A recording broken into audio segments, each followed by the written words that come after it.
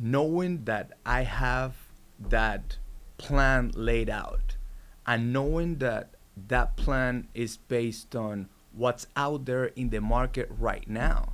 I'm basically making decisions right now based on the size of the opportunity.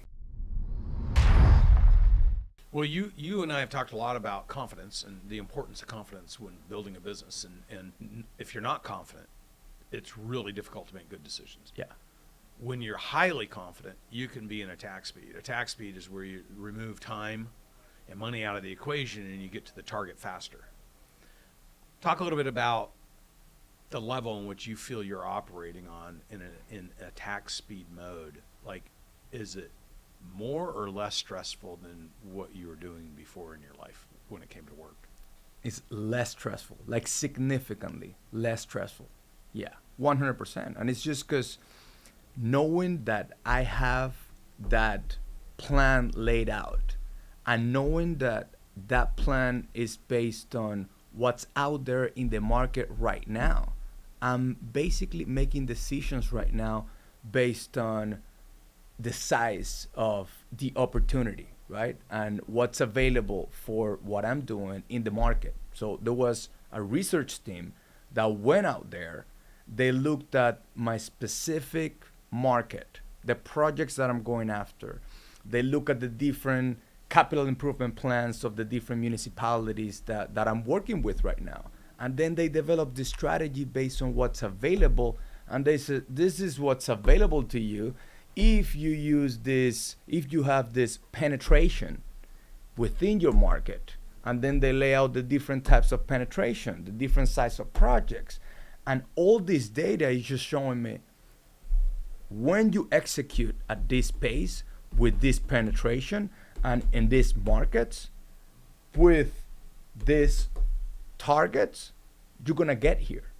So it's just a matter of executing, just putting my head down and executing that plan that was already developed and having a C-suite team that is holding me accountable to go ahead and hit those targets. Because sometimes it's a very simple question. Like, I was talking to your finance manager yesterday, and all of a sudden I'm like bogged down with like projects and things and just Overwhelmed. Yeah, overwhelmed because there's a lot going on. And she just went out, opened up the computer, she looked at my model for the next 10 years, and she just asked me, what's your average size project right now? I said, well, my average size project just went up from $36,000 when we started the platform to $75,000. Double. Because of the way that we matrixed your business. Exactly. She just went ahead and she's like, okay, so you need to be able to hit your $3 million. You need to have 36 more projects this year. That will come down to 5 more projects every month. How many projects do you got in the pipeline right now for this month?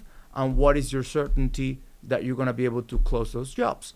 Just by her presenting that information to me in that way, I was able to digest it. And I was able to see what I needed to do in this specific moment to be able to hit those 5 projects.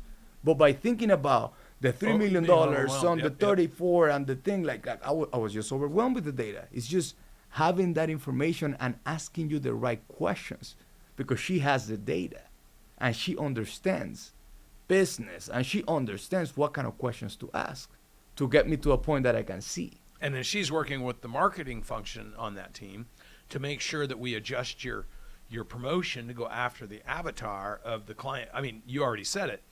You moved your average transaction from 36 to, we already doubled it, to 72. And now we're going to look at your top 20% and see the ones that are spending 80, 90, 100. And we'll even shuffle your avatar target to try to eke the 72 to 80 or 90. So this game is a game of pruning your trees and harvesting. And it's like a farmer, right? The farmer has a certain routine they go through every single year.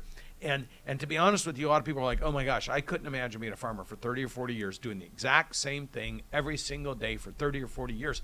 But when you're a business owner, having that discipline and consistency is what allows the crops to grow and flourish. And if you abandon that, you're at risk. And so pruning those trees, for me it was the walnuts. We get a bumper crop and the trees would sag, and I'd be like, whoa. My dad would say, you got to go cut those branches. We have to sacrifice some of those walnuts so it doesn't split the tree and kill the orchard, right? And so in business, sometimes you got to sacrifice the lower valued business so that you have the ability to have time to go get the bigger valued business. And it's a game of doing that over time. And as you start getting these bigger contracts, your confidence goes through the roof and your reputation, because you can actually deliver on it.